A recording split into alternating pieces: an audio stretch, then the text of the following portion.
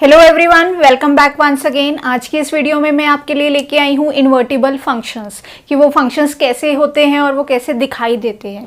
तो सबसे पहले हम देखेंगे उसकी डेफिनेशन, राइट। सबसे पहले उसकी डेफिनेशन में क्या आएगा, आप दो फंक्शंस की बात करेंगे। Function f from x to y is defined to be invertible. ये कब इन्वर्टिबल कहलाया जाएगा? This function it will be invertible if there exist, this symbol means there exist a function, एक दूसरा फंक्शन एग्जिस्ट करता है। कैसा? y to x के लिए, y to x such that उस कंडीशन में हमारा g of f हो जाता है I of x, identity x, and f of g is identity y। ये बोलती है उसकी डेफिनेशन कि अगर ये चीज हो गई तो हमारा f of x to y is invertible function. ठीक है, उस कंडीशन में हम क्या बोलते हैं, जो हमारा g फंक्शन है that is inverse of f। The function g is called inverse of f, और उसको डिनोट कैसे करते हैं हम? It is denoted as f inverse, मतलब f के ऊपर -1 उसका इनवर्स है वो। अब इसको एक एग्जाम्पल के साथ हम और क्लियर करेंगे इस डेफिनेशन का meaning. I had taken this example, मैंने ये एग्जाम्पल ले रखा है, जिसके अंदर फर्स्ट तो मैं लगाऊंगी एक फंक्शन f, x से लेके y तक I will write a function f such that 1 is related to a, 2 is related to b and 3 is related to c। अगर मुझे ये लिखना है, how I will write f of a is no, f of 1 is a, f of 2 is b and f of 3 is c। इस तरह से मेरे पास ये आउटपुट्स आ जाएंगे when I apply function f। और सेम अगर मैंने उसकी कंडीशन कर दी reverse, I make a function from y to g, y to x के ऊपर मैं एक फंक्शन लगाती हूँ g, जिसके अंदर a is related to 1, b is related to 2 and c is related to 3। तो उस केस में हमारे पास वैल्यूज कैसे आएंगी? g of a is equals to 1, g of b is equals to 2 and g of c is equals to 3। इतना identify करना आपको already आता है।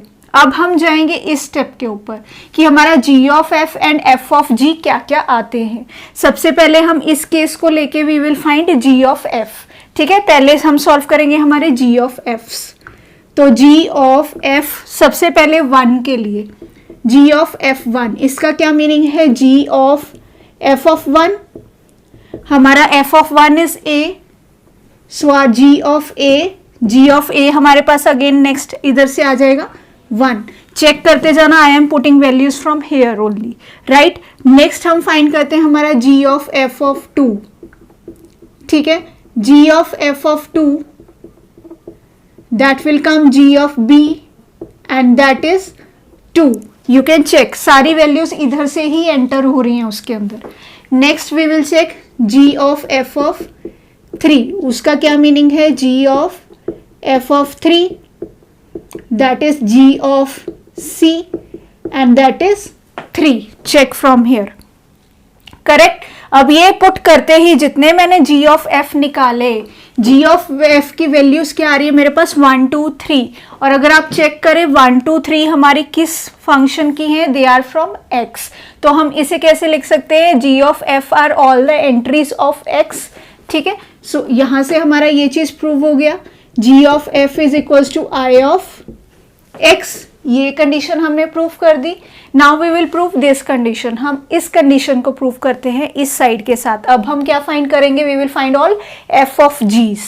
ठीक है, now f of g of a इसका क्या मीनिंग हो जाएगा? f of f g a and g a is 1 and f of 1 is a। Side by side आप चेक करते जाना, values are coming from here only. Next f of g of b is equals to f g b, जिसका meaning है f of 2 that is b। Next again f of g of c is equals to g c that is f of 3 and c। अब आपने check किया, जैसे ही हमने f of g निकाले, all entries are a b c, सारी entries कहाँ से आई हैं? y सेट से आई हैं, so this condition is satisfied.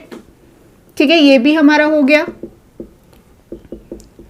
तो इस केस में जब हमारी ये दोनों चीजें आ जाए, इस केस में we will call what, g is inverse of f।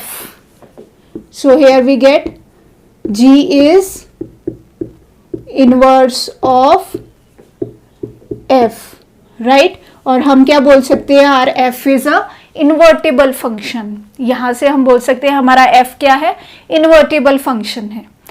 ये था आपको इसका मीनिंग समझाने के लिए। अब नेक्स्ट इसके अंदर आपको जो चीज़ें ध्यान में देने वाली हैं, they are this is very important. आप इसको वेरी इंपॉर्टेंट मार्क कर सकते हैं, या तो स्टार पुट कर सकते हैं एंड नोट विद यू। ठीक है, अपने पास इसे नोट कर लीजिए। उसका क्या मीनिंग है कि इफ f इज इन्वर्टिबल, ये मेन चीज़ है जो आपको क्वेश्चन सॉल्व करने में हेल्प करने वाली है, राइट। कि अगर हमारा f इन्वर्टिबल हो जाता है देन क्या होगा, f must be 1 1 and on 2। उसका 1 1 एंड ऑन 2 दोनों एक ही टाइम पे होना जरूरी है, राइट। अगर वो 1 1 एंड ऑन 2 आ जाए तब ही वो बनेगा हमारा इन्वर्टिबल। और इसी का कन्वर्स इज कि अगर हमारा फंक्शन 1 1 एंड ऑन 2 ऑलरेडी आ चुका है then our f is invertible. तो इन दोनों कंडीशंस को यूज करके अगर तो हमारे पास इन्वर्टिबल फंक्शन है तब हम 1 1 एंड ऑन 2 प्रूव कर सकते हैं, और अगर हमारे पास 1 1 एंड ऑन 2 है we can prove invertible function. आज की वीडियो में इतना ही। अगर आपको ये कंसेप्ट समझ में आया है, hit the like button, share with your friends and do subscribe. Press the bell icon to get the notification of my upcoming videos. इससे रिलेटेड कोई भी डाउट है, query, do tell me in the comment section, I will clear that. आज की video में इतना ही, मिलते हैं हमारी नेक्स्ट वीडियो में।